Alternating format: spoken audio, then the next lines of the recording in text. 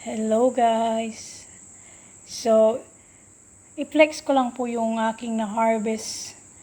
So, ito po yung na-harvest ko guys. Meron akong kamatis, tapos yung ampalaya, tapos talong, saluyot, tapos tignan nyo to guys. Oh. Fresh na kamote sa aking garden. And then, ito po, oh, kumuha din po ako ng luya. Fresh luya.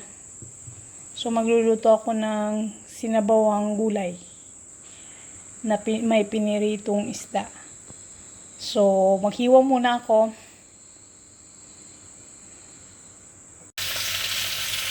Ito na po siya. Tapos nang nahiwa lahat.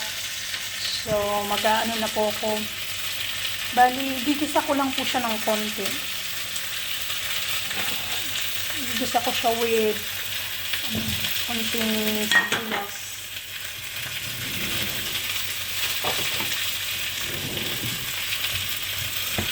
Pag nagisa ko po siya,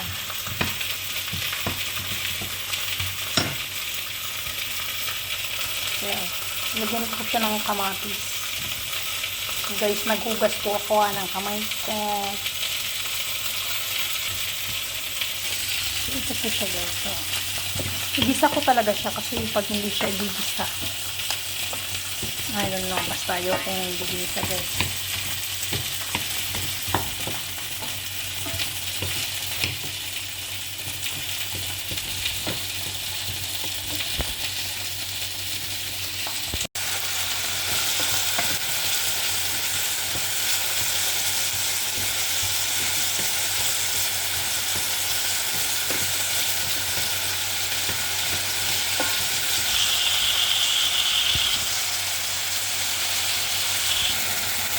So, hinulog ko na rin po yung luya.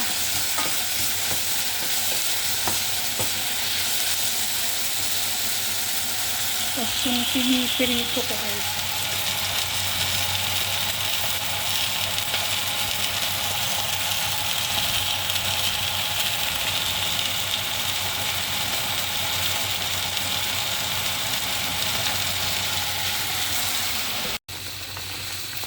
Kumukulo na po siya guys. Ang una kong pong nilagay is yung kamote.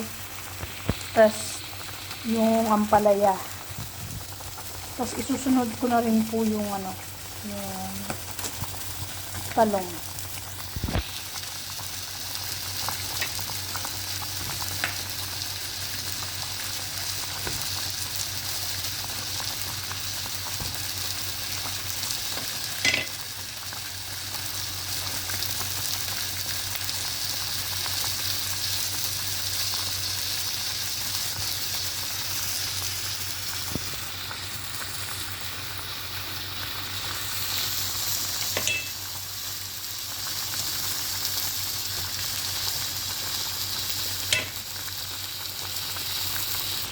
So, nilagyan ko na rin po siya ng asin. Konting asin lang sa akin, guys. Kasi, itong bangus pala, marinated pala to. Binili ko siya Asian shop.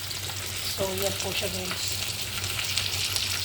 So, pag nilagay ko po yan dito, magkakalasa na po siya. Yan lang. So, wait ko lang ng mga siguro 5 minutes.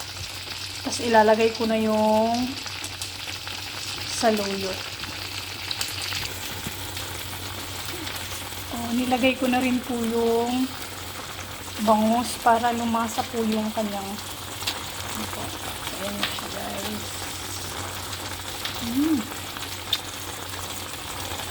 So ito na po yung kakainin ko for dinner guys.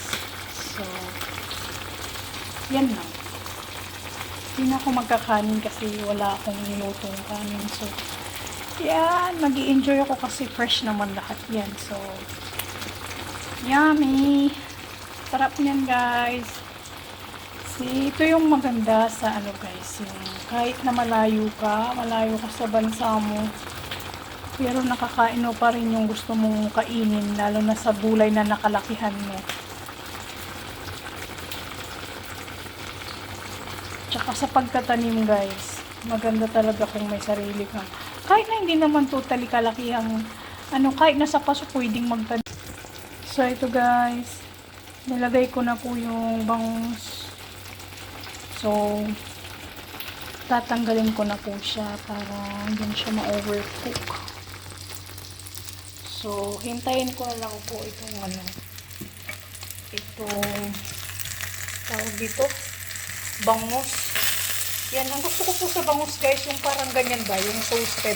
Ayoko siya ng yung parang hindi pa siya totally, parang feeling ko parang hindi pa siya luto. Parang ganyan ba. So, okay na po yan guys. So, ito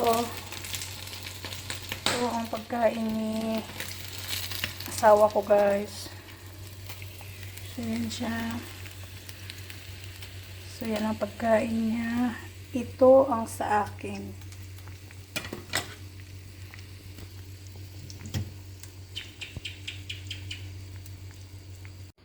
So, luto na po siya. So, ito po yung aking sinabawang gulay, guys. With piniritong isda. Diba? Fresh na fresh siya, guys.